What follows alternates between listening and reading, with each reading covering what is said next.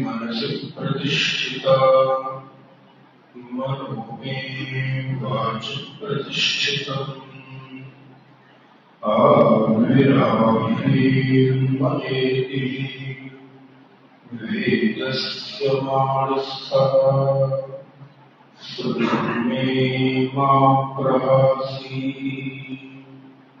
अनेनाधीतेन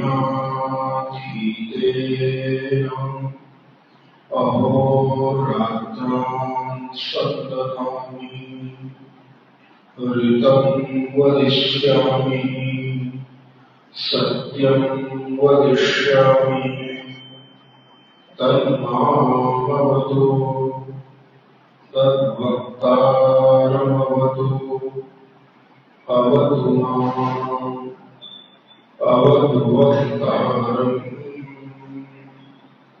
अवतु वक्तारम्। ॐ शान्ति शान्ति शान्ति।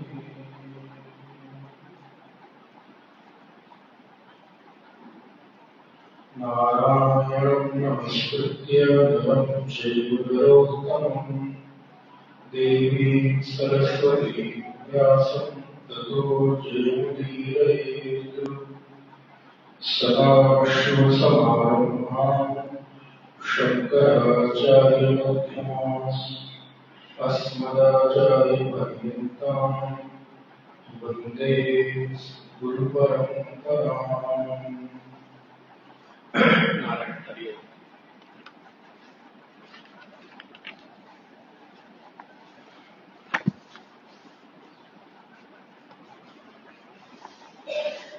विगत दिनों में हम लोग भज गोविंद के मंत्रोत्तर श्लोकों का विचार विमर्श कर रहे हैं। कल के सत्संग में भगवत्पाद आचार्य शंकर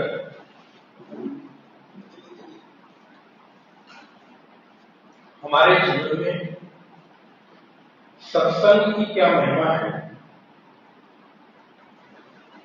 स्वाध्याय का क्या लाभ है, परस्पर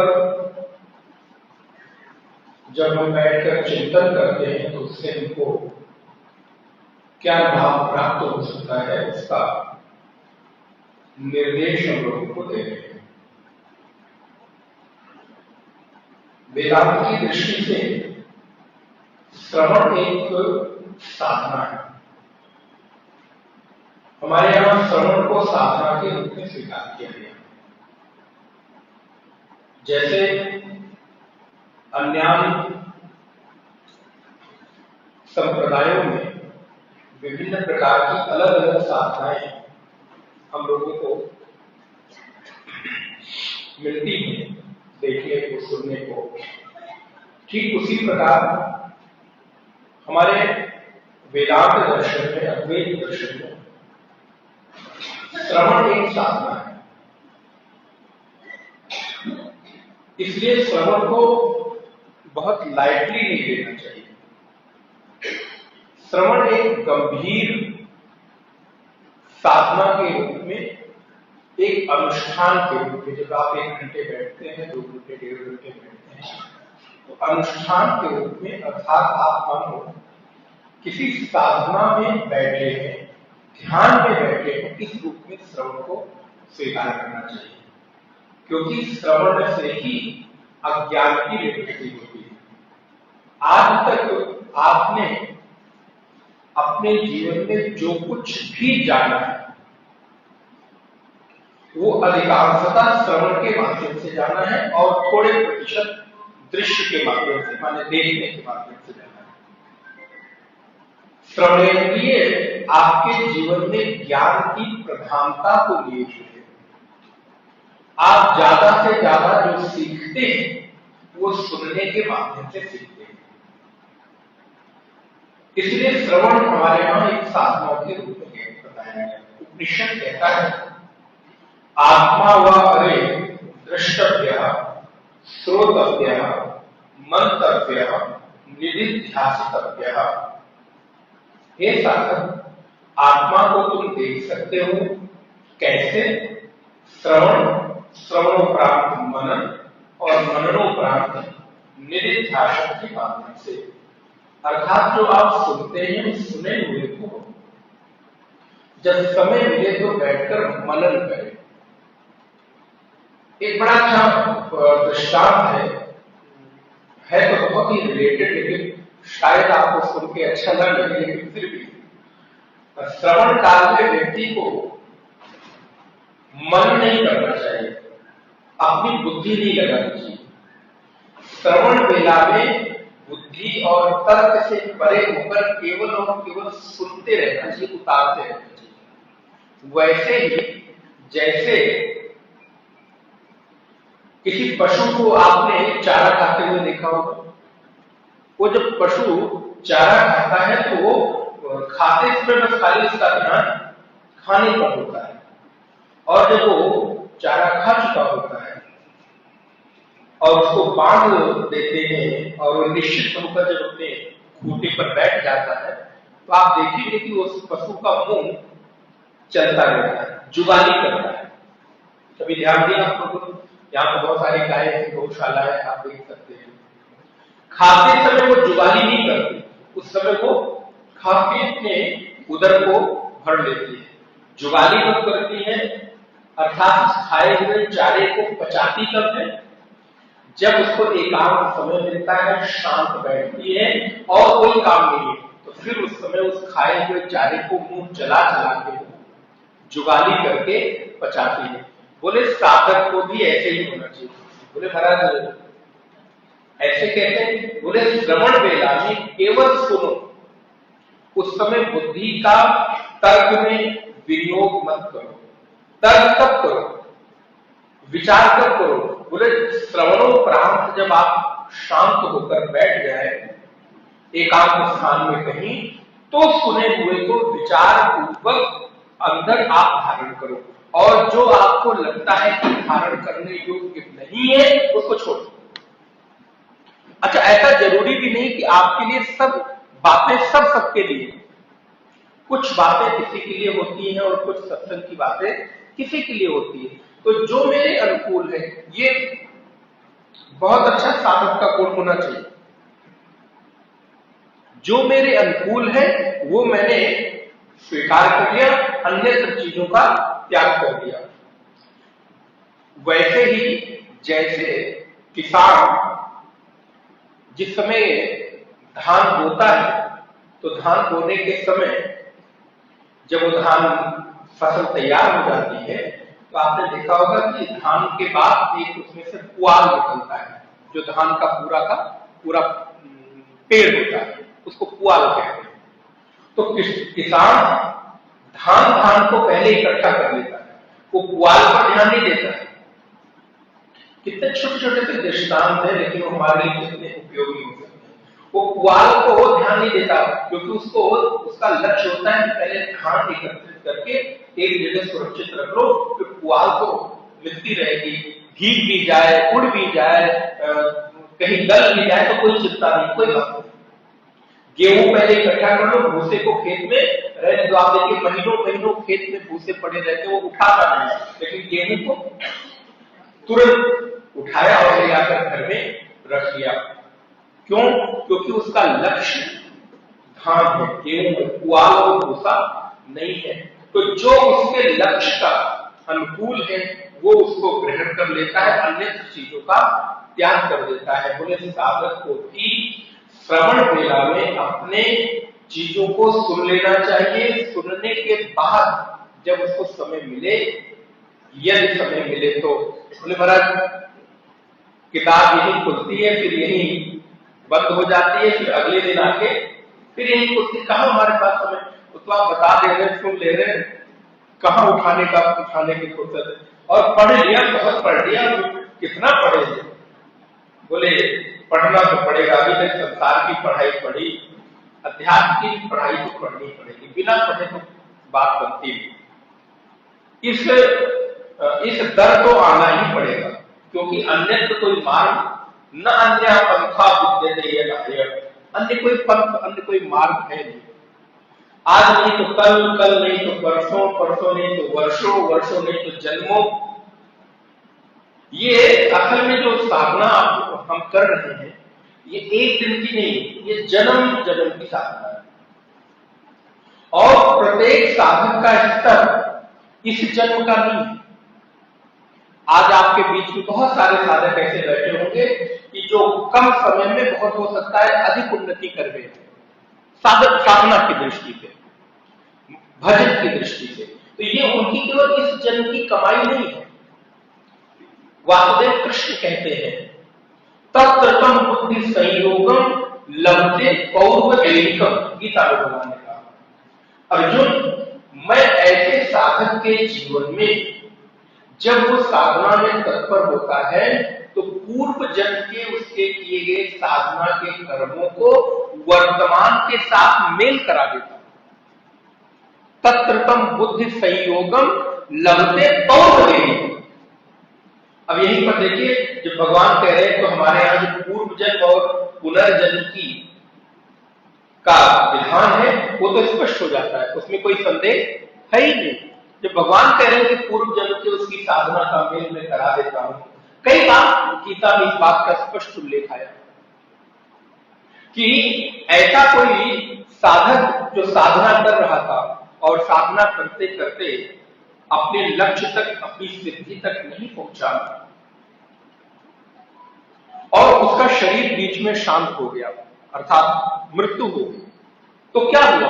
उसने जो जिंदगी भर कमाई की साधना की, वो तो व्यर्थ हो गई। बोले नहीं, ये संसार वाली कमाई नहीं कि यहाँ पर जितना एक कदम चले हो और अगले दिन उठोगे तो पिछले वाले कदम से चलोगे। बोले नहीं, अध्यात्म का जगत है, यहाँ अगर आपने एक कदम भी आगे उठा दिया है तो जब कभी 2 साल, 5 साल, 10 साल, 1 जन्म, 2 जन्म, 3 जन्म के बाद भी अगला कदम उठाओगे तो जो कदम आपने पहले उठा कर रखा था वहीं से आपकी यात्रा प्रारंभ होगी।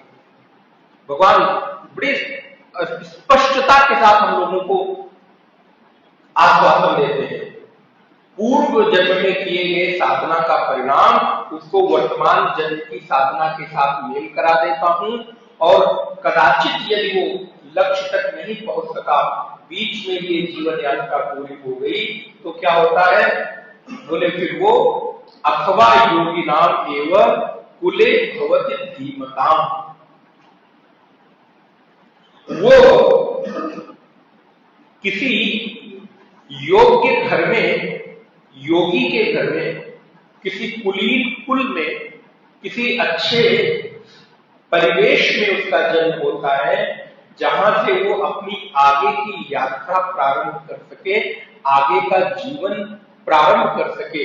ये तुम्हारा जन्म ये कोई बाई चांस नहीं है, ये पूर्व नियोजित परमात्मा की योजना के अंतर्गत है कि आपको ऐसी परिस्थितियां देते हैं कि आप अपनी साधना को आगे बढ़ा सको। और आप विचार करके देखिए, मैं तो ये थोड़ी जिम्मेदारी पूर्वक कह सकता हूं कि हम लोगों को जो साधक मिलते हैं, वेदांत के साधक, उनके जीवन में अन्य किसी चीज की चिंता तो इतनी अधिक नहीं होती कि वो कहाँ रहेंगे, क्या खाएंगे, कहाँ कैसे आएंगे, कैसे जाएंगे, क्योंकि परमात्मा ने उनको इतनी पूर्व योजना के अनुसार साधन दे रखे हैं कि वो अपनी साधना को ठीक ठीक तरीके से कर सके।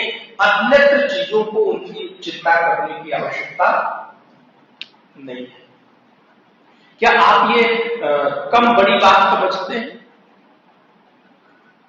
आप कभी कभी भगवान के जो आप उनको भगवान ने दिया है ना, उसको चिंतन करके जब उनको धन्यवाद देंगे तो आपके पास कृतज्ञता के अतिरिक्त कुछ और बचेगा ही। जितना दिया मेरे स्वामी ने उसके लायक भी मैं नहीं था, नहीं हूं। लेकिन उसके बाद भी परमात्मा ने हमको उन सारी चीजों के साथ नवाजा है, हमको अनुकूल परिस्थितियां दी हैं। आपको इसलिए नहीं कि जीवन का भोग भोगने के लिए, विकल्प आपके पास है। ये आपको परिस्थितियां उपलब्ध हुई हैं, आपकी पूर्व यात्रा जहां पर बाधित हो गई थी, उस यात्रा को यहां से आगे मिली। तभी तो भगवान गीता में स्पष्टता से कहते हैं, मनुष्याणाम सहस्रेषु कश्चित् यतति सिद्धे यतताम अपि सिद्धानाम कश्चित् माम वेत्ति तत्वतः। अर्जुन, इस मार्ग पर चलने वाले लोगों की भीड़ नहीं होती। मनुष्याणाम सहस्रेषु, हजारों हजार लोगों में कोई एक व्यक्ति इस मार्ग का चयन करता है और इस पथ पर आने के बाद हजारों लाखों में कोई एक तत्वता, यथार्थता, मैं जैसा हूं वैसा मुझे जान पाता है। इसलिए परमात्मा जब कृपा करुणा करके हमको ये साधन परिस्थितियां देते हैं तो स्पष्ट रूप से हमको आश्वासन देते हैं, चिंता मत करो, जहां से तुम साधना छोड़ रहे हो आगे तुम्हारी साधना वहीं से प्रारंभ होगी और उस साधना के लिए तुम्हें वैसी परिस्थितियां मैं निर्मित कर दूंगा। बोले किस रूप में? बोले वैसे लोगों से मिला दूंगा। ध्यान दीजिएगा इस पंक्ति का, जब भगवान कह रहे हैं तत्र तम बुद्धि संयोगम लभते पौर्वदेहिकम, तो इसका मतलब क्या है? पूर्व जन्म की साधना को इस जन्म में मिलाने का तात्पर्य है कि परमात्मा आपको वैसी परिस्थितियां आपके सामने निर्मित कर देते हैं, वैसे लोगों के साथ आपका संपर्क करा देते हैं, आपके आसपास ऐसे लोगों की संख्या अधिक हो जाती है कि जो आपको सन्मार्ग और धर्म की ओर प्रेरित करने के लिए तत्पर रहते हैं। हमको ऐसे भी लोग तो मिल सकते हैं जो ये प्रेरित करें कि चलो क्लब में चलते हैं, चलो 1 घंटे वहां क्या करना, चलो 1 घंटे जुआ और ताश खेल कर आते हैं। लेकिन नहीं, हमको ऐसे साधक मिलते हैं जो हमको उस मार्ग की ओर न चाहते वो भी हमको ढकेलते हैं। ये क्या है? बोले तुम्हारी पूर्व जन्म की साधना का वर्तमान में मेल कराने का परमात्मा ने जिम्मा ले रखा है, ये उनकी कृपा का परिणाम है। और यदि वो साधना पूरी नहीं हुई, बोले वो किसी योगी नाम एवं कुले भवत धीमताम, वो किसी बुद्धिमान व्यक्ति के घर में, कुलीन घर में, अच्छे परिवार में, अनुकूल परिस्थितियों में जन्म लेकर और फिर अपनी आगे की साधना बढ़ाता है। क्योंकि नारायण ध्यान रखिए, हम सारे लोग इस संसार में यात्री हैं, सब अपनी अपनी यात्रा पर निकले। यहां कोई किसी का जीवन भर का साथी नहीं है, सब उतनी देर के साथी हैं जितनी देर उनकी यात्रा का गंतव्य उनको प्राप्त नहीं हो रहा है, लक्ष्य प्राप्त नहीं हो रहा है। ट्रेन में जैसे यात्री चढ़ते हैं तो बहुत देर तक साथ रहते हैं, 8 घंटे, 10 घंटे, 14 घंटे, 20 घंटे, और आप देखेंगे ट्रेन में आपको उन यात्रियों के साथ प्रेम भी हो जाता है, अपनापन हो जाता है। आपको लगने लगता है कि हमारे बहुत पुराने कोई जानने वाले हैं।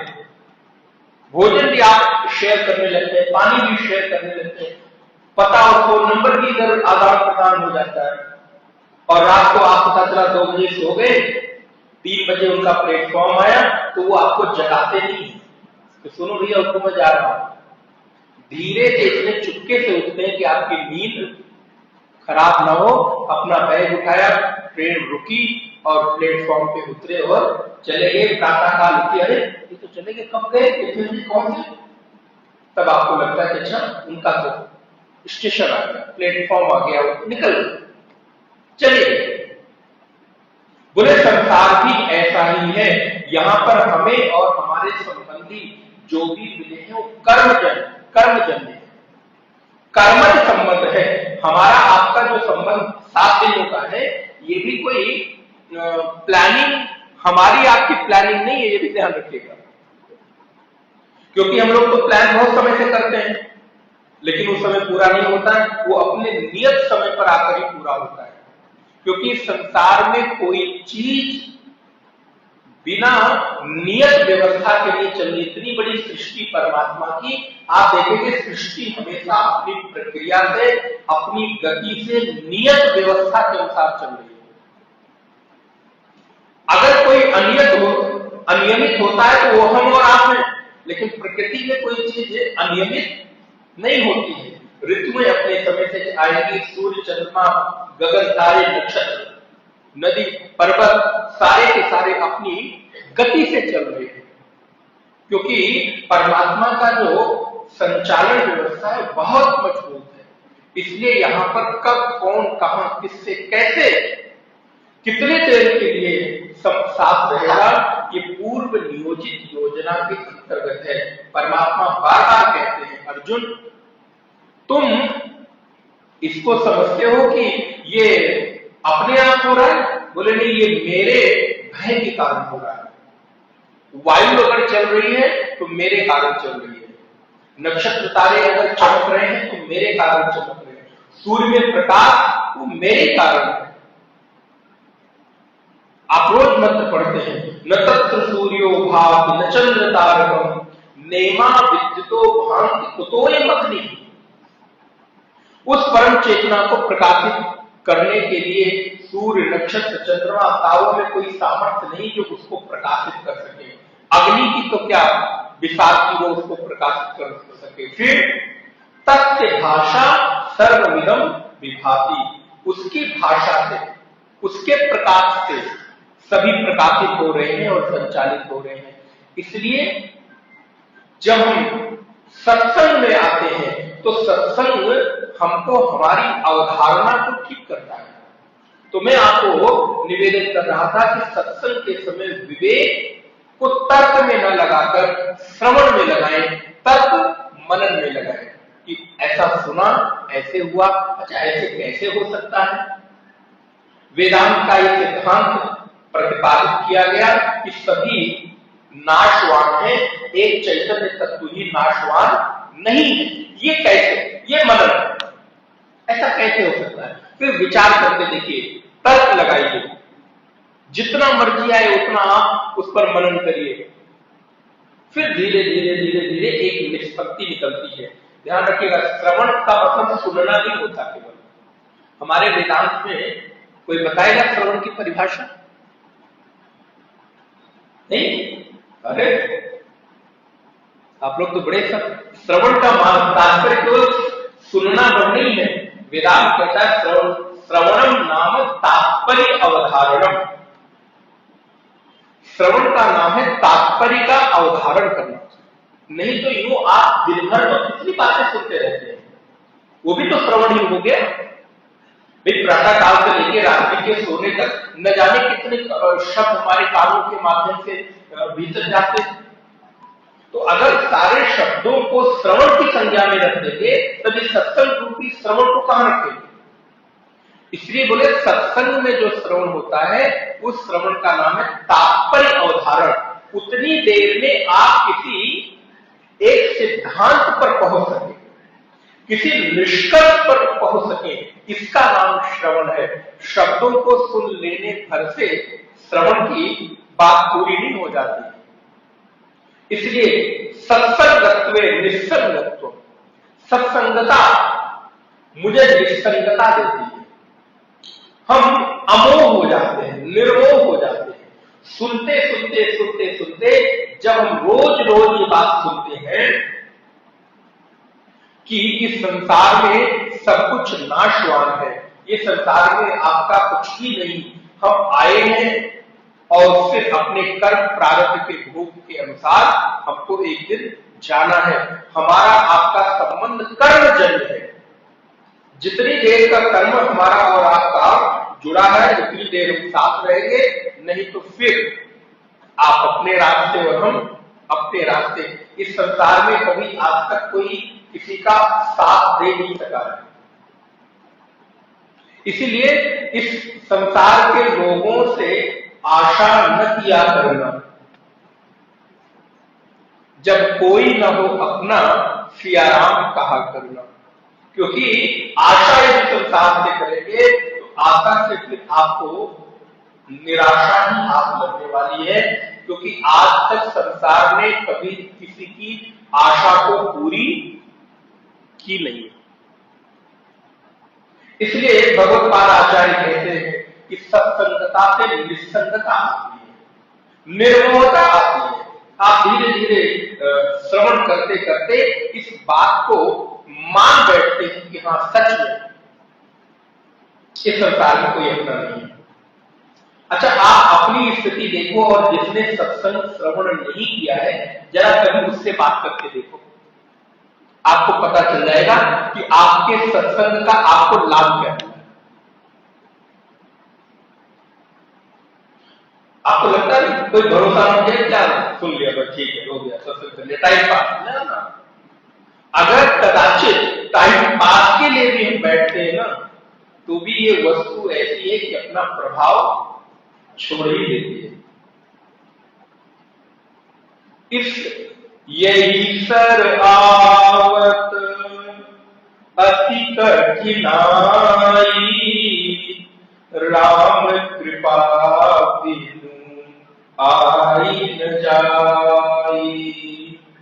यही सर माने होता किनारा, तट। इस किनारे, इस तट आने के लिए बड़ी कठिनाई है, लेकिन एक बात जो आ जाता है वो इस अमृत रूपी कूप में गिर जाता है। आप अमृत के कुएं में चाहे जानबूझकर गिरे, चाहे धकेल दिए जाए, चाहे आपको कोई हाथ पकड़कर खींच ले, और चाहे चलते चलते आपका पैर फिसल जाए और आप उस कुएं, अमृत के कुएं में गिर जाए तो क्या होगा? मर जाएंगे। बोले महाराज पैर फिसल गया और अमृत के कुएं में गिर गए। बोले अच्छा ही तो हुआ, अमृत के कुएं में गिरे, किसी भी तरह से गिरे, परिणाम क्या होगा? ये तुम अपने आप को अमृतत्व की प्राप्ति के योग्य मान लोगे, जान लोगे, हो जाओगे। इसलिए बड़ी कृपा करके भगवत्पाद सत्संग की चर्चा करते हैं, और वेदांत में सत्संग एक साधना है, श्रवण एक साधना है, और इसको अंतरंग साधना बताई गई। दो तरह की साधनाएं, कबीर विषय पर अभी आप लोग चर्चा करिए आपस में। वेदांत में अंतरंग और बहिरंग साधना, तो दो तरह की साधनाएं हैं, एक अंतरंग साधना होती है और एक बहिरंग साधना। तो ये जो वेदांत में अंतरंग साधना है उसके अंतर्गत श्रवण आता है। जब आप श्रवण करते हैं तो बाहर से देखने में आपको कुछ बदलता नहीं, चेहरे पर तेज नहीं आता, लेकिन भीतर से ऐसा कुछ बदल जाता है ना कि आपको भी नहीं पता चलता कि ये सुनते सुनते क्या बदल गया है। मेरी अपनी ही मान्यता, मेरा अपना ही मोह, मेरा अपना ही लोगों के साथ संबंध निर्वहन करने का जो तीव्रता थी, ये कैसे कम हो गई। धीरे धीरे मैं अपने आप को कैसा अनुभव करने लग गया। हमारे भीतर एक उदासीनता सी आने लग गई, धीरे धीरे एक उपरामता सी आने लग गई, धीरे धीरे हम अब अपने आप को थोड़ा सा दूर करने लग गए। कैसे? बोले सुनने से हुआ, श्रवण से हुआ। इसके अतिरिक्त अन्य कोई मार्ग नहीं है। आपके जीवन की सारी मान्यता श्रवण की है। इसलिए भगवत्पाद कहते हैं सत्संगत्वे निस्संगत्वम, निस्संगत्वे निर्मोहत्वम, और सारा उपक्रम निर्मोहता का ही तो है, सारी कोशिश उसी की तो है। अथवा सारे दुख का कारण मोह ही तो है, सारे दुख का कारण अपेक्षाएं ही तो है, सारे दुख का कारण किसी के साथ आसक्ति ही तो है। किसी को अपना मानकर उसे जीवन भर अपना मानना, ये जीवन का सबसे बड़ा दुख है। क्योंकि जो अपना हो नहीं सकता उसको अपना मानना और उसके छूट जाने का दुख मनाना, अगर आप इसके कारण दुखी होते हैं तो ये आपकी प्रॉब्लम है, ये आपकी समस्या है, क्योंकि संसार में सब छूट जाएगा। छूटना नियम संसार का है। संसार नाम ही के लिए ना, संसार का अर्थ क्या होता है? संसरित संसार, अर्थात जो सरक रहा है उसका नाम संसार। अच्छा, सरकने वाली चीज को आप पकड़ कर रखना चाहते हैं, जिसका स्वभाव ही है सरकना, तो आप कितना भी जोर से पकड़ कर रखिए, क्या वो रुक सकता है क्या?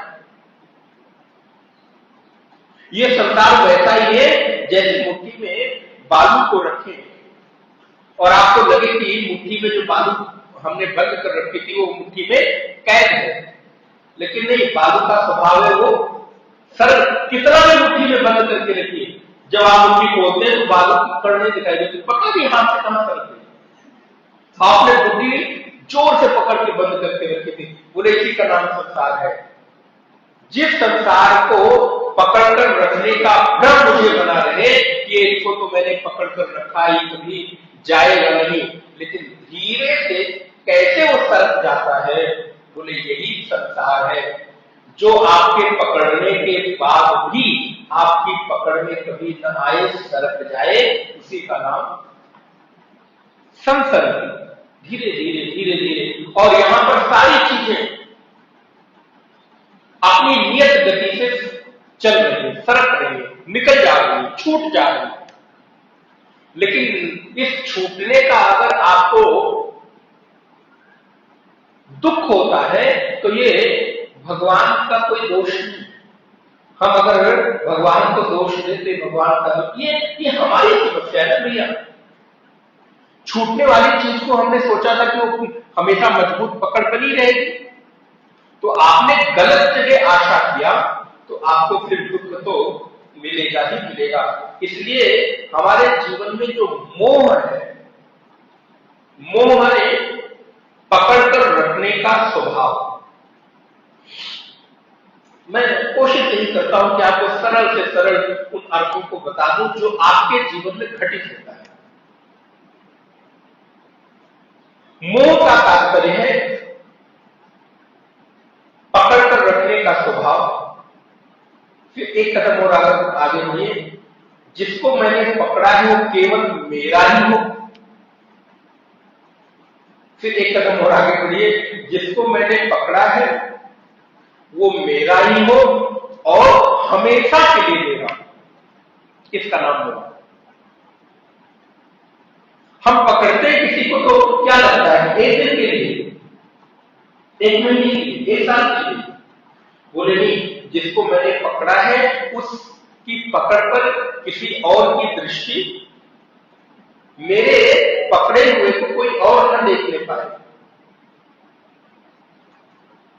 किसी और ने देख भी लिया तो हम बर्दाश्त नहीं कर पाते, और जिसको मैंने पकड़ा है वो हमेशा हमेशा के लिए मेरी पकड़ में बना रहे, मेरी पकड़ से कभी दूर न जाए, निकले ना।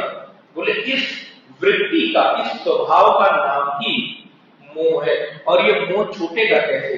बोले सत्संग, निसंगता से।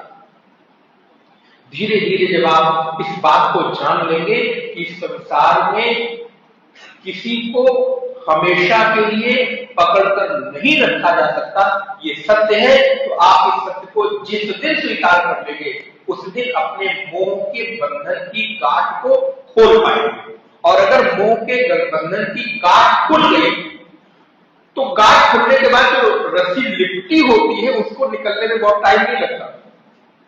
अभी आप हाथ में मौली बांधते हैं, कलावा बांधते हैं, कई सारे लपेटते हैं, 3, 4, 5, 8 बार, जिसको जितना पसंद हो, बहुत लोगों को खूब मोटा मोटा पसंद हो, पूरी कलावा उसमें लपेट लेते हैं। अच्छा, आप वो कलावा छोटे ना, उसके लिए क्या करते हैं? एक गांठ, फिर 2 गांठ, पंडित जी एक गांठ और लगा दीजिए, तीसरी गांठ, उस पर भी नहीं तो बोले महाराज मोमबत्ती जलाकर उसको ऊपर से चिपका दिया कि कहीं से भी छूटने ना पाए। अच्छा, जब कभी वो पुराना हो गया या उससे मन भर गया, मैला हो गया, रंग उतर गया और आपको लगता है कि इसको हमको हटा देना है, तो सबसे पहले क्या करते हैं? और मेहनत कहां लगती है? गाठ खोलने में। फिर उसके बाद जितना लिपटा हुआ है ना, उसको तो आप इतनी जल्दी सब 1 सेकंड में उसको निकाल के फेंक देते हैं, लेकिन सबसे ज्यादा मेहनत, श्रम, समय गाठ खोलने में लगती है। इसीलिए इस मोह के बंधन की जो गाठ है ना, ये खुल जाए, ये समझ में आ जाए, जिसको मैंने पकड़ा है हमें मेरा ही रहे, हमेशा मेरा रहे, वो कभी हो नहीं सकता। इस गाठ में थोड़ा थोड़ा अगर ढीलापन होने लगे तो आप उससे बच सकते हैं। और जब ऐसी स्थिति आएगी तो क्या होगा? बोले निर्मोहत्वे निश्चल तत्वम, निश्चल तत्वे जीवन मुक्ति। इस गाठ के खुल जाने का नाम ही तो मुक्ति है भैया। मोह के समाप्त हो जाने का नाम ही तो मोक्ष है, मुक्ति है। मुक्ति कोई और ऐसी रहस्यात्मक चीज नहीं है। समाधि का नाम पता क्या है? समाधि हम बहुत उसके हम लोग इच्छा रहती है। समाधि को इस अर्थ में समझना, जिस दिन जीवन से सारी समस्या का समाधान निकल जाए, उसी दिन आप समझिए आपको समाधि मिल गई। नहीं तो आप 2 घंटे, 3 घंटे, 4 घंटे बैठकर आंख बंद करके बैठे हैं, आपको लग रहा है समाधि, और आप जैसे खुली संसार के व्यवहार में आए, फिर वैसी की वैसी सारी समस्याएं सामने खड़ी हैं, तो ऐसी समाधि का क्या अर्थ है? इसलिए वेदांत क्या कहता है? वेदांत कहता है कि परिस्थिति जन्य समाधि नहीं होनी चाहिए कि 4 घंटे बैठे उतनी देर समाधि। बोले यत्र यत्र मनो याति ही तत्र तत्र समाधया।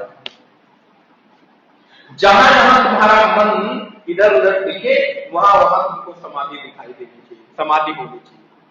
अगर परिस्थिति जन्य 2 घंटे की समाधि के बाद पुनः 22 घंटे तुम्हारे सिर में वही झंझावात, वही बंधन, वही समस्याएं आपको परेशान कर रही हैं, तो आपने इस समाधि से पाया क्या? अरे ऐसा कुछ समाधान खोजो ना जो आपको उस समस्या से हमेशा हमेशा के लिए निजात दिला दे। इसीलिए यत्र यत्र मनो याति तत्र तत्र समाधया विद्यते हृदय ग्रंथि। त्रिदश में कृपा पड़े, विद्यते हृदय ग्रंथि छिद्यन्ते सर्व संशया। यत्र यत्र मनो याति तत्र तत्र समाधया। जब हृदय की ग्रंथि का छेदन हो जाए, हमारे बंधनों का खंडन हो जाए, बंधन टूट जाए, और भिद्यते हृदय ग्रंथि छिद्यन्ते सर्व संशया, जितने भी आपके संशय समस्याएं हैं उन सबका निराकरण हो जाए, तो आप समझना उस दिन से आपको समाधि का,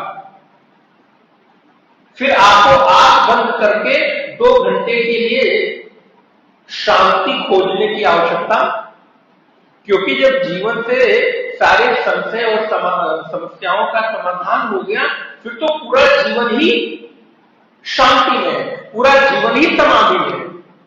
और वो कैसे होगी? बोले वो सत्संग, सत्संग ही प्रारंभ है, सत्संग पहला चरण है। इसलिए मेरे भाई बहन, जितना हो सके आप श्रवण जरूर करिए। श्रवण आपको बल देगा, लेकिन श्रवण में धैर्य भी चाहिए। श्रवण के लिए बहुत धैर्य की आवश्यकता है। एक व्यक्ति बोल रहा है 1 घंटे लगातार, और हम बैठकर केवल और केवल सुन रहे हैं, इसके अलावा हमारे पास कोई विकल्प, इसके लिए आपको बड़े मजबूत होने की आवश्यकता है कि आपके पास 1 घंटे सुनने का धैर्य हो। लेकिन नहीं है तो लाना पड़ेगा, क्योंकि इसके अलावा और कोई विकल्प, कोई उपाय है। और एक बात निवेदन कर दूं, वही सुनना जहां आपके सुनने का समाधान मिलता। हर किसी को सुनना भी मिलता, क्योंकि जहां आपको सुनने से समाधान न मिलकर एक और संशय पैदा होता हो, ऐसा श्रवण किस काम का भैया? बोले महाराज पहले धूप बत्ती जला दी, फूल बाद में चढ़ाया, तो कहीं सुन लिया कि अब तो तुमने अगर ऐसा कर दिया है तो अनर्थ हो जाएगा। बोले महाराज पूरा दिन परेशान। अब ऐसे टोटके बताने वाले भी लोग आपको मिल जाएंगे ना, आए दिन बहुतायत भी उन्हीं की है। तो बोले हम गए थे सुनने सत्संग, समाधान खोजने, एक और समस्या लेकर आ गए कि अब तो अभी तक 4 साल से पूजा कर रहे थे, पहले धूप बत्ती जला रहे थे, फूल बाद में चढ़ा रहे थे, तो तुम माली बाद में लेकर आता था, तो जब तक हम पूजा कर लेते थे तब फूल आता था, लोग फूल भी चढ़ा देते थे। अब ये सुन लिया कि अरे ये तो अनर्थ कर डाला तुमने, 4 साल से अनर्थ नहीं हुआ, अब क्या हुआ? बोले अब तो महाराज अब क्या करें? पूछते हैं लोग, तो अब उन्हीं की तरह फिर उत्तर देना पड़ता है। तो इसलिए श्रवण में कहां हो जहां समस्या का, संशय का निराकरण हो, और संशय बढ़ाने के लिए श्रवण मत करिए, उससे अच्छा तो स्वाध्याय कर लीजिए। तो भगवत पाद कहते हैं निश्चल तत्वे जीवन मुक्ति ही। श्लोक नंबर 10 का पाठ करेंगे, मैं बोलूंगा आप दोहराएंगे। अब हम ही बोलते रहे, आप सुनते रहे, तो कम से कम आपको भी थोड़ा बोलने का मौका मिलना चाहिए ना। वयतिगते का काम विकारा, शुष्के नीरे का सारा, क्षीणे वित्ते का परिवारो, ज्ञाते तत्वे का संसारः, भज गोविंदम गोविंदम भज मूढ़मते।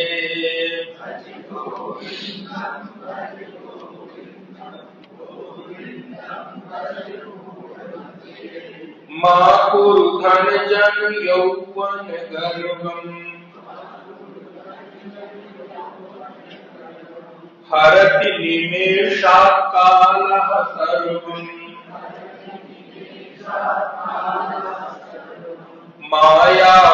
मायामयमिदमखिलं बुद्ध्वा, ब्रह्मपदं त्वं प्रविश विदित्वा,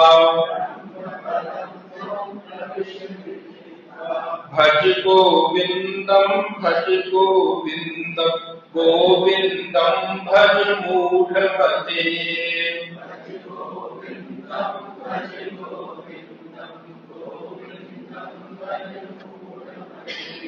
गोविंदम भज मूढ़मते। निश्चल तत्व फिर भगवत पाद आगे कहते हैं वयति गते का काम विकारा, शुष्के नीले का सारा। वयस माने युवावस्था, वय अवस्था, गते का काम विकारा। काम विकार परेशान तो युवावस्था में ही करता है ना, अत्याधिक कामना की, वासना की या आकर्षण की जो चरम भावना आती है, तीव्रता आती है, वो युवावस्था में आती है। और युवावस्था में ही व्यक्ति के जीवन में कामना प्रभावी होती है। एक बार एक युवक को ये लगा कि मुझे वासना का वेग अधिक होता है, कामना का वेग अधिक होता है, तो क्या करें? बोले अगर युवावस्था में इसका आवेग नहीं होगा तो कब होगा? ये कोई रोग नहीं है, ये तो एक स्वाभाविक प्रक्रिया है।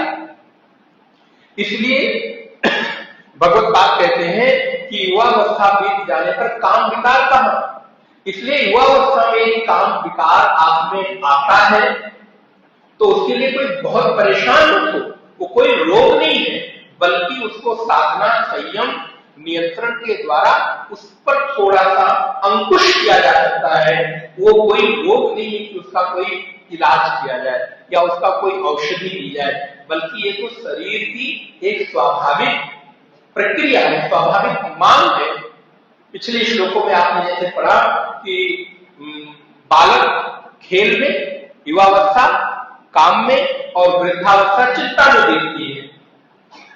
ऐसी भगवत्पाद यहां कहते हैं वयसी गते का काम विकारा, युवावस्था बीत जाने पर काम विकार कहूं, और शुष्के नीरे का काकारा। शुष्के माने सूख जाना, नीर माने जल, काकार है तालाब, जलाशय। यदि किसी जलाशय में जल ना हो तो वो जलाशय होगा क्या? जलाशय तो तभी जलाशय कहलाएगा जब उस जलाशय में जल हो। तो शुष्के नीरे का काकारा, जल के सूख जाने पर जलाशय जलाशय नहीं कहलाता है, फिर तो वो भी एक गड्ढे जैसी भूमि हो गई। ठीक उसी तरह छीड़े वित्ते का परिवारों, अगर धन की कमी हो जाए, धन छीण हो जाए, जितनी आवश्यकता है उतना धन न रहे, तो हमारे आसपास जो सगे संबंधी, परिवारजन, नौकर चाकर, अनुचर, वो क्या रहने वाले हैं क्या? जो हमारे पास ये चमक दमक दिखाई देती है, जो हमारे पास संपूर्णता में ऐश्वर्य दिखाई देता है, अब उस ऐश्वर्य के मूल में क्या है? धन ही तो है। अच्छा, धन के अभाव में आप संसार के बाहर के जो ऐश्वर्य है उनका भोग भोग सकते हैं क्या? तो भगवत्पाद कहते हैं कि जैसे ये तीनों उदाहरण दिए गए, जैसे युवावस्था बीत जाने पर काम विकार नहीं, जैसे जल के सूख जाने पर जलाशय नहीं, जैसे धन के समाप्त हो जाने पर अनुचर दास दासी ऐश्वर्य नहीं, वैसे ही भैया ज्ञात्वे तत्वे का संसारा, वैसे ही यदि तुम्हें उस तत्व का, परम तत्व का ज्ञान हो जाए तो ये संसार कहां रहेगा? ये संसार तो तभी तक है जब तक कि उस परमात्मा तत्व का ज्ञान नहीं हुआ है। अभी हमें संसार दिखाई दे रहा है क्योंकि अभी उस संसार की हमारे जीवन में व्यवहार हो रहा है, लेकिन जब हम इस संसार के व्यवहार से उपरांत हो जाए और सारी दृष्टि हमारी कैसी हो जाए?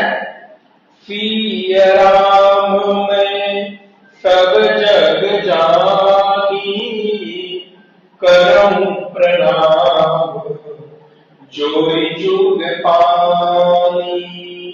अगर सारी दृष्टि में मेरे परमात्म तत्व का चिंतन हो जाए, जित देखूं तित श्याममयी है, जहां मैं देखता हूं वहां मेरे ही परमात्मा का सौंदर्य दिखाई देता है, तो फिर बोले संसार बचेगा कहां, संसार रहेगा कहां? इसलिए नारायण संसार में खोने से परमात्मा नहीं, परमात्मा के प्राप्त होने से संसार खो जाता है। ध्यान रखिए, जब आप समाधि की अवस्था में तल्लीन हो जाते हैं, चलिए दूसरा उदाहरण देता हूं। अभी आप बहुत सारी चीजों के संग्रह के साथ जीवन जीते हैं, लेकिन इस समय रात्रि को आप सो जाते हैं। आपके सो जाने के बाद आपकी सारी चीजें कहां चली जाती हैं? वो याद रहती? क्या उनको लेकर सोते हैं आप? बाजार से कोई चीज बहुत अच्छी खरीद कर लाई, कोई फैशन, कोई कपड़ा आ गया, कोई साड़ी आ गई, कोई सूट आ गया, जो भी, और आप गए बड़े तन से उसको खरीद कर लेकर आए, धन भी दे दिया। अब सोने गए तो क्या करेंगे? उसको लेकर चिपका के सोएंगे? कोई आभूषण आपने खरीदा, कोई ज्वेलरी आपने खरीदी, तो क्या 24 घंटे आप उसको चिपकाते रखेंगे? कोई घर की कोई सामग्री आप खरीद कर लेकर आए, कितनी भी महंगी से महंगी हो, बोले महाराज बस आई और वहां पर रखी हुई, इतने सारे वस्त्र वार्डरोब में भरे हुए हैं, आपकी सब पसंद के होंगे, उस समय तो आपको जरूर पसंद आया। अब भले पहनने जाए तो पसंद ना आता आपको, लेकिन जिस समय खरीदा होगा उस समय तो पसंद से ही खरीदा होगा ना। लेकिन थोड़े दिनों बाद वो पसंद बदल गई, बोले महाराज कोई कपड़ा ही नहीं है मेरे पास पहनने के लिए।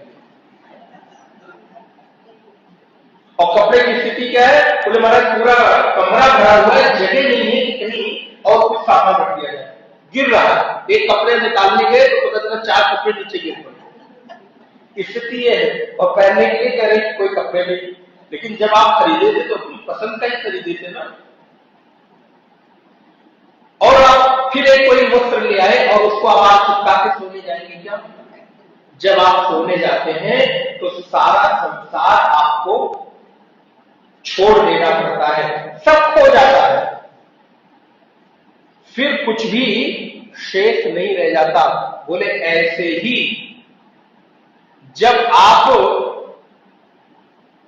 तत्व का ज्ञान कर लेते हैं, आपको चेतना की उपलब्धि हो जाती है, तो संसार है ये पता भी नहीं चलता है, भान भी नहीं रहता। अभी तो ये सत्य नहीं लगेगा क्योंकि आज आपकी ये अनुभूति नहीं है, और ऐसी बहुत सारी चीजों की आपकी अनुभूति नहीं है जो आपको उस समय सही नहीं लगती थी, लेकिन समय के साथ धीरे धीरे आपने उसको माना। आपको तो ये भी नहीं लगता कि पृथ्वी चल रही है। आज आपकी अनुभूति क्या है? पृथ्वी चल रही है। बोले नहीं महाराज थोड़ी सी भी हिल जाए तो परेशान हो जाते हैं, लेकिन सत्य क्या है? पृथ्वी तो नियत, सत्यता तो यही है। हमको क्या लग रहा है, सूर्य रोज मॉर्निंग वॉक और इवनिंग वॉक करते हैं। मॉर्निंग वॉक के समय सुबह आ जाते हैं, इवनिंग के समय छुप जाते हैं, सो जाते हैं। जबकि सत्य क्या है? सूर्य अपनी जगह पर। अच्छा, आप अगर अपनी अनुभूति को ही सही मानते हो तब तो आपकी ये अनुभूतियां हम इसको कैसे सही मान लें? तो जब आचार्य ये कह रहे हैं कि तत्व के ज्ञान हो जाने पर संसार खो जाता है, तो आज भले आपको ये बात अटपटी लग रही हो कि बताओ इतना मजबूत ये संसार कहां खो जाएगा। बोले आपके लिए खो जाता है, मेरे लिए रहेगा, लेकिन जिसको इस संसार में रहकर तत्व का ज्ञान हो गया उसके लिए ये संसार खो जाता है। वैसे ही जैसे कृष्ण जब बार बार अर्जुन को कह रहे हैं कि अर्जुन तुम तत्व पर दृष्टि डालो, देह पर दृष्टि मत डालो, देह तो खो जाएगी, तत्व हमेशा यही रहने वाला है, कहीं आने जाने वाला नहीं है। ठीक इसी तरह परमात्मा हमको उपदेश दे रहे हैं, आचार्य हमको कह रहे हैं कि तत्व के ज्ञान हो जाने पर संसार विलुप्त हो जाता है। वैसे जैसे जब दृष्टि में सम्यक रूप से हर जगह हमारे परमात्मा का ही स्मरण होता है, तो उसके अलावा मैं क्या देखूं? मीरा क्या कहती है, जित देखूं तित श्याम वही है, मेरे तो गिरधर गोपाल दूसरों न कोई। एक छोटा सा प्रसंग स्मरण हो रहा है। सूरदास नित्य बाके बिहारी का दर्शन करने जाते हैं, तो कुछ पंडित लोगों ने, कुछ स्थानीय लोगों ने कहा तो ये अंधा है, क्या रोज रोज हम देखने आते, नाटक करता है। सूरदास को अपमानित किया। उन्होंने कहा नहीं, मैं रोज भगवान को प्रत्यक्ष रूप से देखता हूं और देखकर जैसा उनका श्रृंगार होता है वैसा मैं लिख देता हूं, वैसा पद बना देते थे। बोले अच्छा इसकी परीक्षा ली जाए। तो एक दिन पुजारियों ने परीक्षा लेने के लिए बाके बिहारी को कोई श्रृंगार ही नहीं किया, कोई वस्त्र नहीं पहनाया, नहलाते वैसे का वैसा, क्योंकि सूरदास की परीक्षा ले ली। संसार ऐसा ही है महाराज, बड़े बड़े लोगों को की परीक्षा लेता है, आप अपने लिए ही मत सोचना। सूरदास जी अपने नियम के अनुसार आए, बैठे और जैसा उनका रोज का नियम था देखते हैं तो बड़ी जोर से मुस्कुराते हैं, बोलते वाह ठाकुर तुम्हारी क्या लीला है। और कहते हैं आज हरि देखियो नंगम नंगा, आज हरि देखियो नंगम नंगा। आज तो तुमने ऐसी लीला की है कि कुछ पहना ही नहीं, न वस्त्र पहने, न मोर मुकुट पहना, न करधनी पहनी, न वैजयंती माला धारण की, न बांसुरी लिए, न पैर में पायल पहनी, पैजाब पहनी, कुछ भी तो नहीं पहना। तो क्या चलो आज कोई बात नहीं, तुम्हारी ऐसी इच्छा होगी, हरि देखो आज नंगम नंगा। सारे पुजारी आकर क्षमा मांगते हैं, पैरों में गिरते, महाराज क्षमा कर दीजिए, हमसे बड़ा अपराध हो गया। इसलिए नारायण जब तत्व का ज्ञान होता है तो संसार अपने आप विलुप्त हो जाता है। ईसावास उपनिषद की श्रुति कहती है तत्व का मोह कह शोका एकत्वम अनुपश्यता। फिर ऐसे व्यक्ति के लिए कहां मोह, कहां शोक, कहां राग, कहां घृणा, कहां द्वेष, क्योंकि अब वो अपने से अतिरिक्त किसी और को देखता ही नहीं, तो किससे राग द्वेष घृणा करे। जहां मैं अपने को ही सब में देखने लग जाऊं, एक आत्मा को सर्व में देखना, यही तत्व दृष्टि है। जहां एक ही तत्व हमें सब में दिखाई देने लग जाए, अब हम बताओ अपने किसी अंग से घृणा करते हैं क्या? आपका कोई अंग बहुत अच्छा हो, सुंदर हो, आंखें अच्छी हो, कान अच्छे हो, नाक अच्छा हो, उससे ज्यादा प्रेम करते हैं। और कोई अंग में थोड़ा मान लो विकार आ जाए तो क्या आप उससे घृणा करते हैं? आप तो समान रूप से उसको अपना मानते हैं, अपनी तो बुद्धि रखते हैं। बोले वैसे ही पूरे विराट संसार में जब आत्मभाव हो गया तो इस संसार में रहने वाले किस व्यक्ति से राग द्वेष घृणा और द्वेष होगा? क्योंकि सब तो मेरे अपने ही रूप है। जित देखूं तित श्याममयी है, तत्र का मोह कह शोक एकत्वम अनुपश्यतः।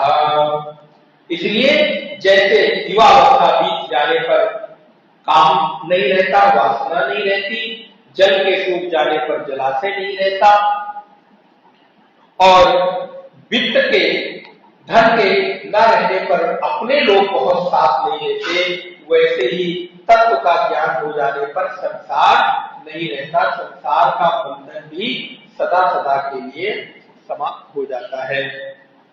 इसलिए अपनी बुद्धि को सद्बुद्धि बनाएंगे तो ये जो लाइनें हैं ये सत्य अनुभव होगी।